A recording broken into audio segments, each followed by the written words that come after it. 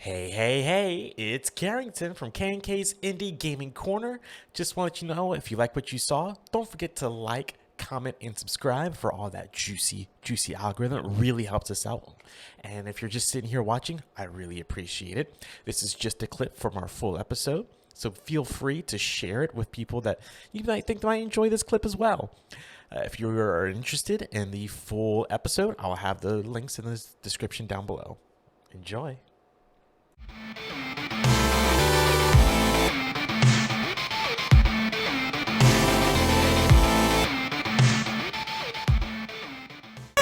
Yeah, Carrington, you've been killing the Characters. segues this entire night, and then you leave us here. I debated purchasing the show just based on your segues after you really crapped the bed on the intro, and now here we are again, and your Here we guys' are. show is back on the market. Oh boy. Oh boy. Well, this is making me nervous asking this question now. Guys, I was listening to a podcast. I can't remember if it was Pure Nintendo podcast or might have been Chatlog, PC Gamer. Regardless, it doesn't matter which one it is. They were talking about game reviews, and it brought to mind.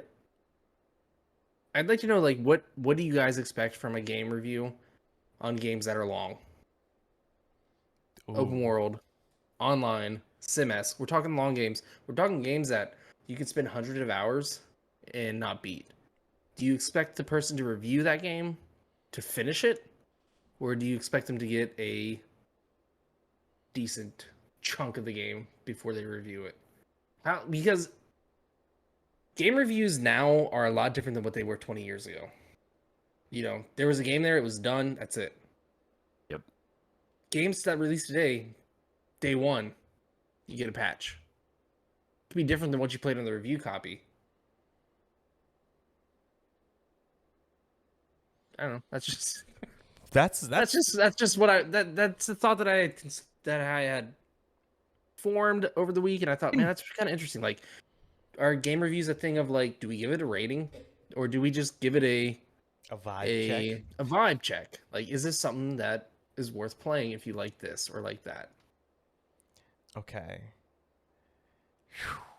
That's a good question because I've played plenty of long games. There's some I've completed, some I have not.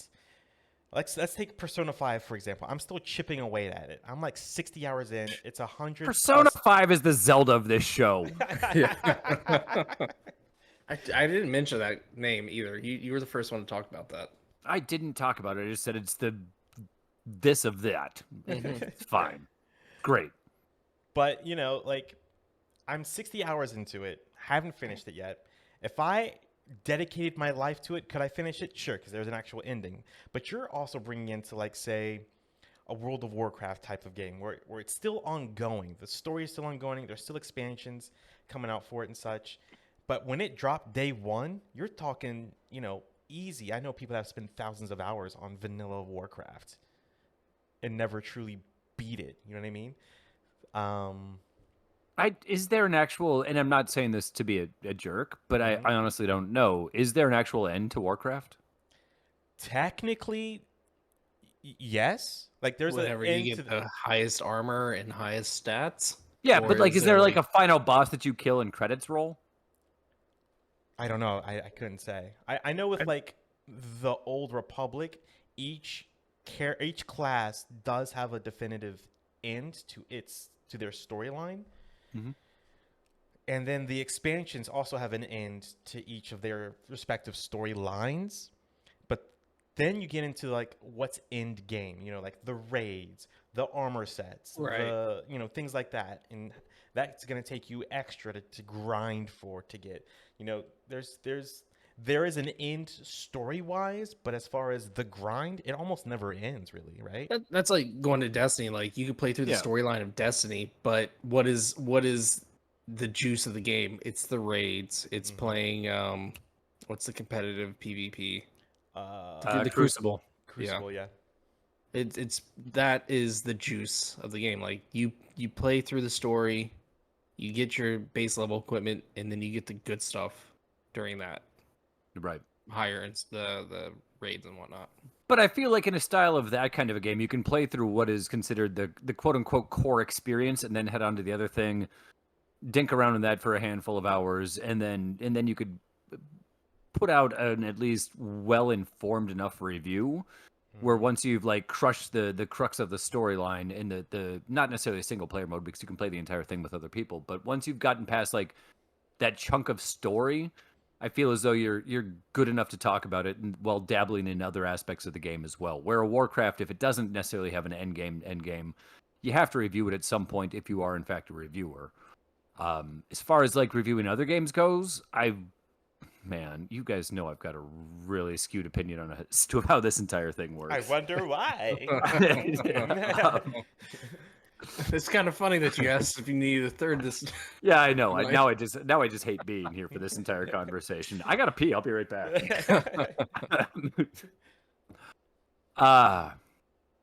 You have to have played enough to be very well versed. I'm not gonna put like a percentage wise or an hour wise based on it. Especially when you look at something like well, it also depends on what the lead time that you get the copy of the game in time for as well. Because if you're getting Elder Scrolls Skyrim and it launches 5 days later, and you're expected to have that review done by then, it's going to take you a day and a half to actually write that review if you're putting a good amount of effort into it. And unless you're sleeping or not sleeping, you're still not touching that game. But that review's still got to be there. So I mean, there's a lot of things that factor into exactly how much. And I don't necessarily think that a review needs to be done day of drop. You can have it kind of be an ongoing, almost an ongoing review of it, like as to okay, so here we are at release date. This is what I feel about it. Right. Maybe, and in this day and age where things are so easily updatable, both games and reviews, as things drop and you get more information or the more data provided to you when they're updated. Then you can update your review being like, you know what, patch 1.01 hit. Now all of a sudden all this stuff that's broken is now fixed, and it's a lot more playable, and it's a much more streamlined experience. Thankfully for the internet for that type of thing. But, I mean, to give like an overall just like, is the age of reviews dead? No, it's not, because other people do value other people's opinion. Otherwise, everybody wouldn't piss and moan about everything on Twitter as heavily as they do. I just saw, who did I see? Oh, like the people that put out Gollum just issued an apology saying that their game fell flat of expectations right after Redfall did. I jokingly sent a text message over to the Gamerheads podcast thing saying, like, if every time that a game drops, it's supposed to be this big epic thing, the company's coming out and apologizing for it, why not let's just take a 2-year hiatus on releasing games, let everybody catch up on their backlogs, and then start putting out games again, and people will be thankful about what starts coming out again. That's a really good point. Like, companies are busting their asses, sorry about that, to get these games out to meet the deadlines of what's happening. Everybody complains when there's delays. When there's not a delay, they complain that the product's unfinished and broken. There's no happy medium. And on top of that, the internet just pisses and moans to piss and moan. It's a broken system. And if you're going to put any kind of weight and value into it, a reviewer and or another company has to say, that's on you. If it sounds like a game that you're going to enjoy, pick up the game and play the game. I'm really glad you asked if we need a third tonight. I'm sorry about all what just came out of your mouth right there. You make a solid point, because like look at this year. Who wants, if you're trying to achieve Game of the Year, who wants to release a game when Zelda Tears of the Kingdom has released and came out with no apology, mind you? Right. And Star it's Wars also Jedi... been in the works for 10 years. That's also and I'm not true. saying that because I'm like a Zelda hater. I'm not a Zelda hater. I've played through almost every Zelda game known to man, but it's been in the works for 10 years. Yeah. They never released a hard, this is the release date until what, 3 months ago, 2 months ago? Basically, yeah. All these other companies are like, they're throwing a needle at a dartboard and saying, this is the day our game's going to come out. Meanwhile, everybody working on the game goes, oh, shucks, we're nowhere near this point yet. How are we going to meet this? Then they announce the delay, and everybody on the internet goes, Yeah. That's my thoughts. Sorry. Well, all right. So Zelda, Tears of the Kingdom. You got Star Wars Jedi Survivor, and then later this which year, has been patched at least 2 to 3 times since now as well, and it's only day been out one. for They a had a month. huge patch. Yeah, and then the announcement of the new Mortal Kombat. So that's three huge games that are gonna be well received by gamers in general that are releasing this year. So why release? And I hate to say this because I don't want it to sound like I'm downplaying indie developers and other people that have had games want to release this year, but we have so many games right now to play through. Yeah, and take a 2-year pause. Let us catch up. Yeah, everything just dumped this past month. which is crazy to me because it's not. Because I feel like video games have started to follow like movies, where you get the big, like, award season movies at the end of the year. Like games have started to follow that release flow as well, where you just get a bunch of them at the end of the year that are You get just your summer big, push and your heavy hitters. holiday push. Exactly, and right now I feel like we're getting 2 pushes, and it's almost too much. Mm-hmm. And I know we're in the not award season. What is it? Convention season for video games. Summer Because Games we're Fest coming up on Summer Games Festival, would have been E3 and all that kind of stuff. So everybody's And- trying to get their stuff in again. Yeah. Summer Games Done Quick is going on right now, and if you're now. listening to this, you've got a day and a half left to watch it. Which is crazy. But like, there's Yep. just so much that we have available to us. We're having 2 pushes like this throughout the year. It's overwhelming. Like even just one push is overwhelming. Because I remember, I still try and plan my game time around big releases. Like, for example, when Halo Infinite came out, I knew I was going to play that because it came out towards the end of the year, and I had to like plan everything around it because I'm like, I know I'm going to play this, so I have to play certain things before that date, because after that date comes, I'm not going to play anything else for like a solid month probably, and that's exactly what I did. Yeah. Yep. I'd add more, but I feel like I've said enough. No, you definitely said plenty. I You telling me to shut up? no. Okay, Shut up. got it. Rage quit. No, I feel like we live in a very special time right now where I don't think game reviews are going to die out. I think they're always going to be a thing, just like movie reviews. We still need that. There's still a couple reviewers that I read, and I base my choices off their opinions because over 10 years that I've been reading their stuff, like I know that what they like is something that I like, so I trust their opinion. And I think we live in a time now where a game review doesn't solely mean that the reviewer has played 100% of the game. No. But it's based off their opinion, their experience, and maybe the 60 to 80 hours they put into the game if it is one of those long games. Which is a crap ton of time. Realistically, if you're playing that big of a game, unless you're trying to rate and judge the overall story, which, sure, for certain games is definitely a thing, I'll include one of my favorite games being Red Dead Redemption 2 into that category, where like the storyline's a huge part of that, and I still dropped probably 90 hours into that game. I still would have, even having not known where the story was going to end up, I could tell you that the way that the story was, the way that the story was going to wrap up at a certain point in that game, I'll call it the 20 to 30 hour mark, I knew I wasn't going to be disappointed. Right. Just because the gameplay was so spot on, what had happened thus far in the story had been so spot on that unless like the end of the story came down and it turns out that Arthur Morgan was not actually a cowboy and he was an alien with 6 arms coming out of his back, Which like, would be hilarious. which would have been an awesome twist. Yeah. Don't get me wrong, but for all the right and or wrong reasons, depending on your perspective, I can tell you that I'm going to love the hell out of that game, and I'm going to give it a 9.75 to a 10, just in my own opinion, because that's my style of game. So, I mean, you don't necessarily have to play a ginormous game to completion, and a lot of times, like I said, with reviewers, it's not even possible, depending on what time they got their review copy.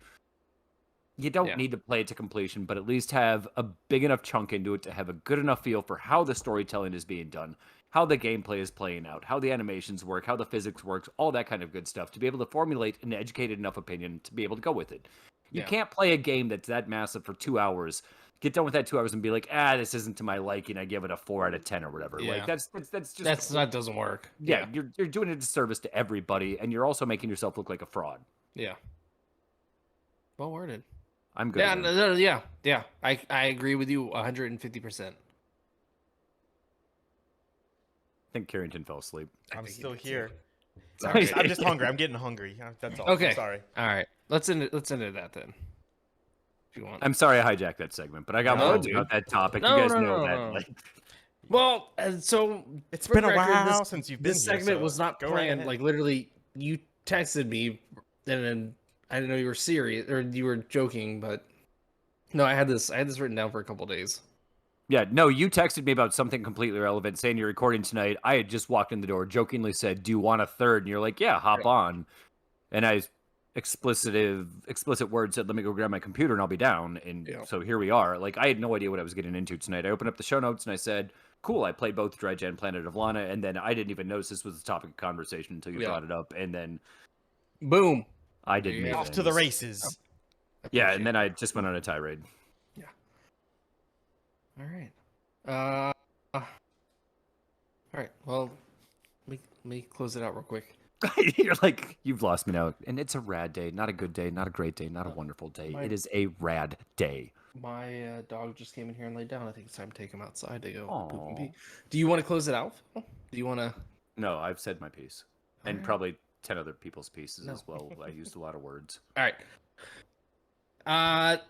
That'll close it out for tonight. We appreciate you guys listening. We appreciate you guys watching. We appreciate the CEO of Gamerheads Podcast, Phil, the chef, coming in to chat with us and join us. And really, I genuinely mean that. You know that you're more than welcome to come back anytime, Phil. Just I know. whenever. I appreciate you guys having me on. Yeah. Anytime. You guys are two of my favorite humans walking the face of the earth. Some of us are sitting at the edge of our seat, in our seat, anywhere on the seat. Levitating above the seat. There might be a seat. I have to say, if there is a seat. Karrington mentioned it before. We are on social media. At KK mostly, Indie Gaming. KK Indie Gaming, yeah. Twitter and Instagram, 2 places you can keep up with us there. And then if you want to listen to us while you're driving to work, your favorite podcast app, search for us on there. You'll find us, KK Indie Gaming Corner. And if you have a question, if you want to send us a love note, feel free to email us at podcast@kkindiegaming.com, or you can send us a message through. Oh, no, wait, the message does not work anymore. They took that off Anchor. Yeah, it's No! it's Spotify podcast now. Anchor does not exist. Oh, really? Yeah. Anchor When did that is happen? Diminished. I don't know. It's recent. Because I wanted Few to months. Anchor, A and couple it months ago? redirected me to Spotify. Yeah. I'm like, huh. I should buy Yeah. Spotify too Well, while I'm at it's it. like There you Anchor go. by Spotify. Or, I don't know. Anyways, yeah, KK Indie Gaming on all socials, K&K's Indie Gaming Corner on YouTube and on your favorite podcast app. Follow us. And most importantly, give us a review. We'll read it on here for you and tell you that we love you. We So, eat 'em yeah, up. everybody have a fantastic week. Have a fantastic day, weekend, whatever you're listening to. Phil, have a great time in Rad! the kitchen. And What is this I'm out. fantastic? Rad! There you go. Have a rad day. Yeah! There we go. Man, that I felt really good. gotta pee. All right. Yeah, I do too. I think my dog does too. I took him for a walk today, and he did really good. I was